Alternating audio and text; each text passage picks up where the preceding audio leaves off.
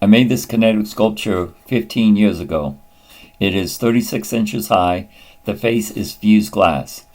Originally, I was excited about the kinetic sculpture, but as I started working with fused glass, I realized the mistake that I made. The mistake that I made was I melted all the glass layers into one layer using a full fuse firing. I ended up with a nice flat surface, but the edges of the facial features are blurry. Even part of the smile actually moved when the glass melted.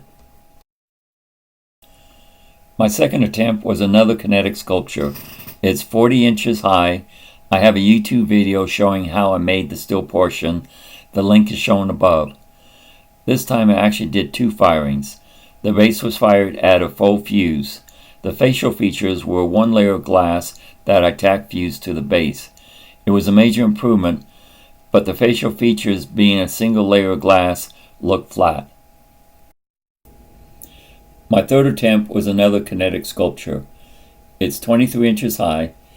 This time, some of the facial features are 2 layers of glass that were fired at a full fusing schedule. They were then attached to the base using a tack fusing firing. The final product has a more 3-dimensional look, a big improvement over my first one. I hope this video helps you with your fused glass projects.